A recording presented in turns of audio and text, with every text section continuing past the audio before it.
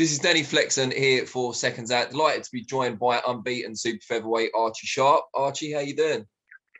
I'm very well, thanks, Dan. Yeah, I'm doing all right. How are you? You well? Yeah, not as good as you. Out in sunny Spain, it looks lovely, I've got to say. But you're coming home soon, apparently. So you getting the blues yet? Yeah, I'm coming home. I'll be back on the weekend. I'll be back over the weekend. So I look forward to getting back anyway. Last time we saw you out was obviously last month. Hard-fought victory over Diego Andrade. Got a nasty cut as well over the right eye. Obviously, you got your shades on, but how's that getting on? Not I too can bad. barely see anything now, yeah. So it's Yeah, healed it's up not pretty too well bad. then. Yeah, it's healed up very well, thanks, Dan. Very, very well. It was a bit of a nasty cut. I had a little nick as well on the eye. That was gone within a day or two. But yeah, the one that I had to cut the stitches through. But yeah, it's thankfully it's healed up well. Is that just kind of comes with the territory when you fight these kind of tough Mexicans? He couldn't compete with you on a skill level, but he's a tough guy and he kept coming. Yeah, I suppose where it was a bit of, I think with me, where I've been out for a little while, I was just getting my timing, and where I was out of timing a little bit was I was clashing heads. Do you know what I mean? Overreaching a little bit, clashing heads. But no, it is what it is, and I've had a few cuts, as you know, in the boxing. I'm used to it. But yeah, it was awkward really. The Mexicans, they definitely do come and give it their all for sure. Well, it could have been a lot worse after the form Mexican fighters have had in this country recently. So you did well to come through it. Given you were out the ring for so long before that, are you keen to get back out as quickly as possible? Yeah, so I was going to keep the momentum going. Now my eyes all healed up. I've been out here just training, keeping myself ticking over. Come back Monday and get straight back into business, really, and get out ASAP. And what is the plan for you? Your WBO number 2, the champion and the interim champion are scheduled to face each other finally towards the end of this year. And I'll ask you about that in a minute. But you're number 2 behind Yakubov. He's got the WBC International, so there's every chance he could go in that direction. Do you think you'll be made mandatory soon for the WBO? I believe so. I've got to sit down. I've got to speak with MTK and my advisor on Monday/Tuesday, and we'll have a little discussion to see what the plan is for us moving forward. But yeah, that's what we're here for. We're ranked number 2. We're in a very strong position with the WBO Global now. So with that belt, and yeah, we look forward to just trying to get these big fights. I want them. MTK know I want them. It's just a matter of making things happen. And like you say, I believe Shakur and Jamel are fighting before the end of the year. Who knows, if I can be mandatory before that, I'll get the winner of that. An obvious question then, who do you fancy in that one and why? Leading up to the fight, before they both last boxed, I was favouring Shakur Stevenson. After Jamel's last performance with Frampton and Shakur's last performance, I'm backing Jamel. I'm going to go 60-40 Herring, Jamel Herring. I'm gonna back Jamel Herring for that fight. And out of the two of them, do you think one or the other suits you more style-wise? They're both southpaws. They're both slick southpaw fighters, to be honest with you. They're both kind of the same. There's not really much in them.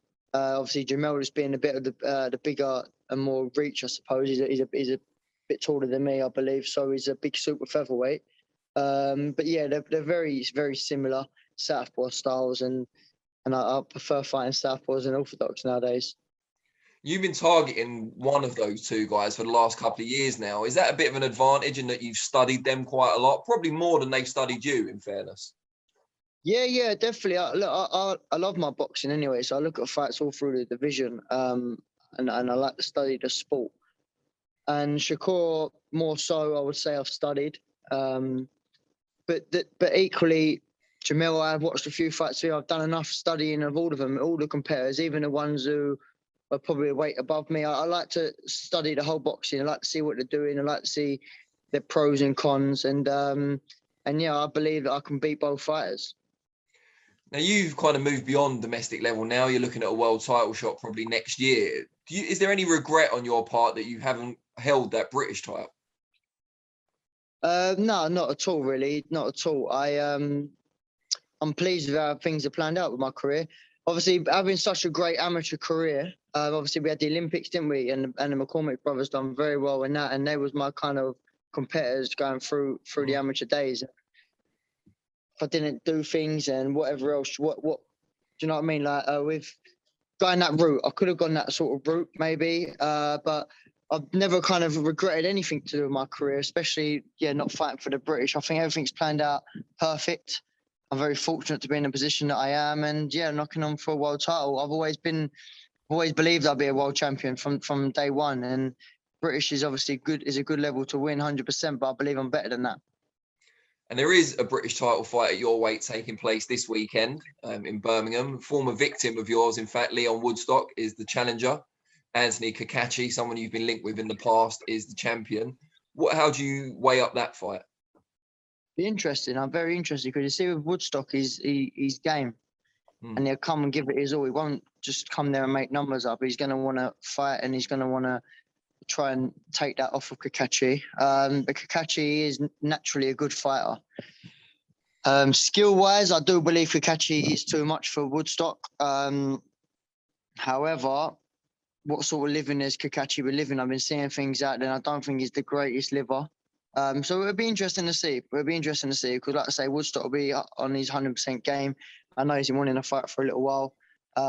So I'm going to sit back and I'll enjoy that. I'll be home for that, to watch that, I believe. No, I'm back Sunday. When's that? Saturday, sorry, Dan. Saturday, yeah. You'll be home for Jake Paul. Yeah, I'll be home for Jake Paul. The big YouTubers, back for them. Yeah, lovely. Well, Dubois and Tommy Fury are on there as well, so it's not all bad. No, it's not all bad. It's good. It's good. It's a good platform for both fighters now. They're trying to branch out into the American platform. So fair play to them, and I wish both boys the best of luck.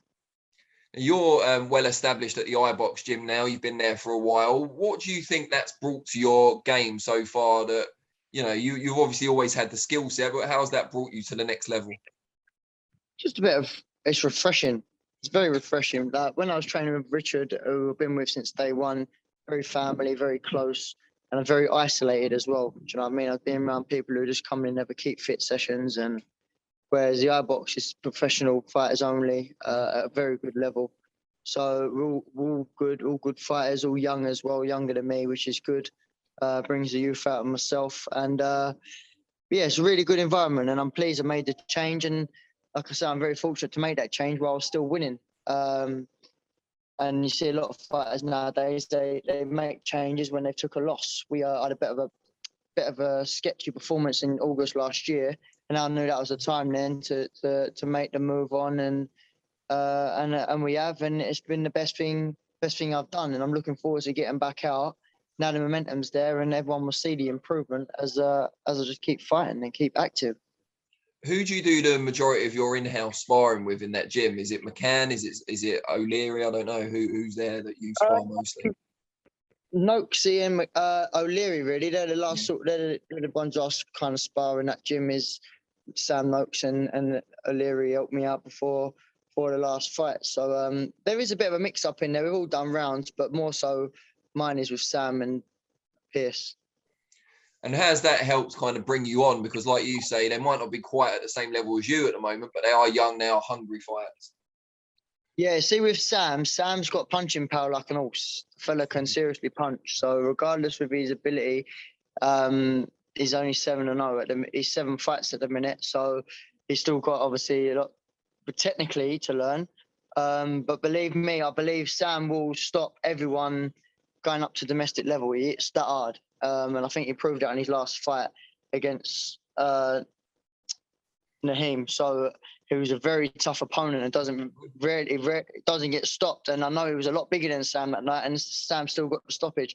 And Pierce as well, what a hidden talent he is as well. He after his big performance the other day with a big knockout, he's got serious punching power as well. So for myself, it's brilliant because they're both bigger men than me, and it's great sparring for myself. And technically as well, Pierce is a very good kid, and Sam is as well. Sam's come on leaps and bounds with his technical side as well.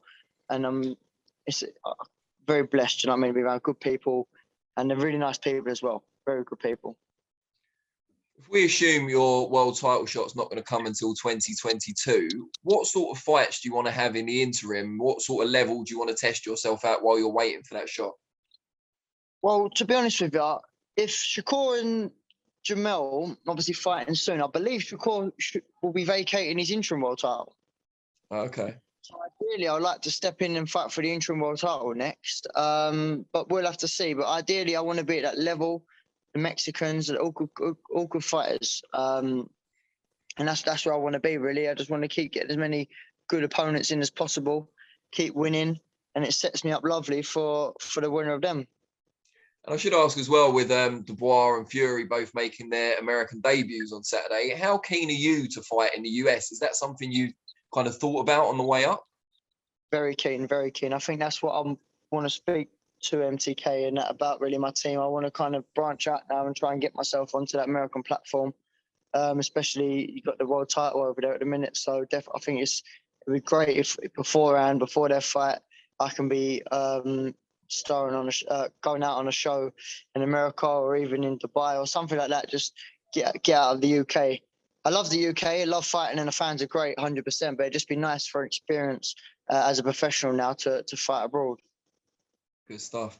Well, I really appreciate your time, mate. It must be hard to drag yourself away from the lovely, lovely location you've got there, but you'll be home soon and straight back into the gym.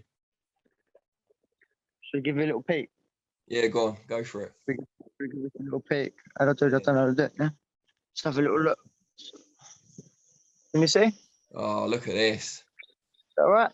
Yeah, it looks lovely, doesn't it? Thanks, Dan. No, I need after the year we've had, it's nice to get away with the family, chillax, and yeah, like I said, I'll be back to work Monday, ready to go, and stay tuned because very exciting times. Good stuff, mate. Pleasure to catch up and speak to you soon.